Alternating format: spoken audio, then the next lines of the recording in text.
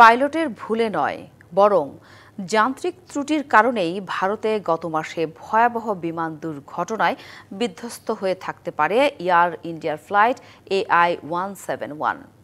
প্রাথমিক তদন্তে এমন ইঙ্গিতই মিলছে বলে রয়টার্সকে জানিয়েছেন যুক্তরাজ্যের এক এভিয়েশন বিশেষজ্ঞ ও সাবেক পাইলট।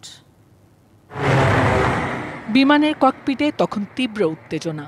আকাশে ভেসে থাকা এয়ার ইন্ডিয়া ফ্লাইট AI-171 আচমকাই অস্থির হয়ে ওঠে। ককপিট ভয়েস রেকর্ডারে ধরা পড়ে শেষ মুহূর্তে এক পাইলট অন্যজনকে জিজ্ঞেস করছেন, তুমি ফুয়েল বন্ধ করলে কেন?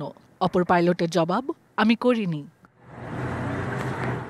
তারপর আর কিছুই শোনা যায়নি।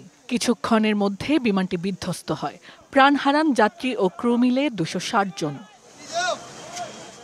ওই দুর্ঘটনার ঠিক 1 মাস পর প্রাথমিক তদন্ত প্রতিবেদন প্রকাশ করে ভারতের বিমান দুর্ঘটনা তদন্ত ব্যুরো।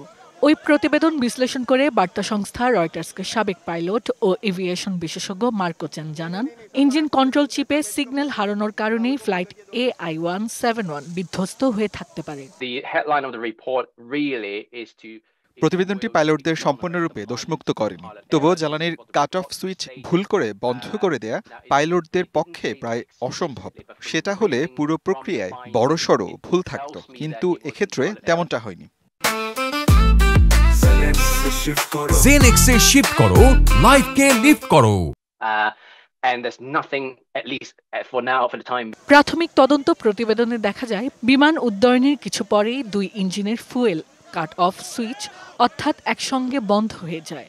ফলে ইঞ্জিনে জ্বালানি না পৌঁছানোয় উড়োজাহাজটি মাঝ আকাশে থেমে যায়। ককপিট ভয়েস রেকর্ডার থেকে 2 পাইলটের কথোপকথনও স্পষ্ট করে দুর্ঘটনার পেছনে ছিল এমন কোনো কারণ যা তাদের নিয়ন্ত্রণের বাইরে। মার্কো চেনের ধারণা, বিমানের ইঞ্জিন নিয়ন্ত্রণকারী একটি চিপের সংকেত হারিয়ে যাওয়ার কারণে ওই সুইচগুলো বন্ধ হয়ে যায়।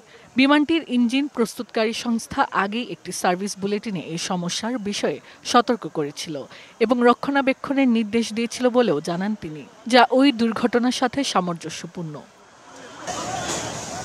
ভয়াবহ এই বিমান দুর্ঘটনার তদন্ত এখনও শেষ হয়নি, কিন্তু প্রশ্ন থেকেই যাচ্ছে, যদি পাইলট ভুল না করে থাকে তবে ত্রুটি আসলে কোথায় ছিল?